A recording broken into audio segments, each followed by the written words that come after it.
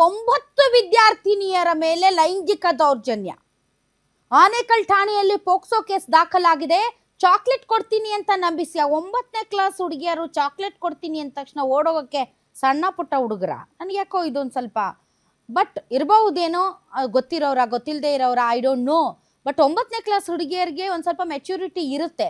Chocolate ಕೊಡ್ತೀನಿ ಅಂತ ನಂಬಿಸಿ ಕರೆದೊಯ್ತಾ ಇದ್ದಂತೆ. ಶಾಲಾ ಆವರಣ ಅಥವಾ ಶೌಚಾಲಯದಲ್ಲಿ ಲೈಂಗಿಕ ದೌರ್ಜನ್ಯ ಆರೋಪ. ಪೋಷಕರಿಗೆ ಮಕ್ಕಳು ಈ ವಿಚಾರ ತಿಳಿಸಿದ್ದಾರೆ. ಸೊ ಅವನು ಬರ್ತಾನೆ ಅಂತ ಗೊತ್ತಾಗಿ ಪೋಷಕರೇ ಆತನನ್ನ ಹಿಡಿದು ಈಗ ಪೊಲೀಸರಿಗೆ ಒಪ್ಪಿಸಿದ್ದಾರೆ. ಕಾಮುಕನನ್ನ ಅರೆಸ್ಟ್ ಮಾಡಿದ್ದಾರೆ ಪೊಲೀಸರು. ಕಾಮುಕನನ್ನ ಈಗ ಕೃಷ್ಣಮೂರ್ತಿ ಅಲಿಯಾಸ್ ಕಿಟ್ಟಿ ಅಂತ ಹೇಳಲಾಗ್ತಾ ಇದೆ.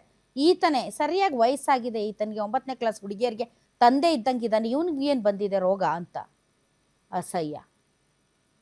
ಸೊ ಇಂಥ ಕಾಮುಕರು ಇರ್ತಾರೆ. ಅದಕ್ಕೆ ಕಾಮುಕರಿಗೆ ವಯಸ್ಸಿನ ಭೇದ ಇಲ್ಲ.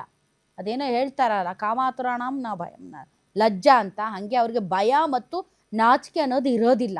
ಇಲ್ಲದೆ ಇರೋದಕ್ಕೆ ಇಂಥ ಕೆಲಸಗಳನ್ನು ಮಾಡೋದು. ಬಟ್ ಈ ವಿಚಾರದಲ್ಲಿ ಇನ್ನಷ್ಟು ಮಾಹಿತಿ ಬೇಕಾಗಿದೆ.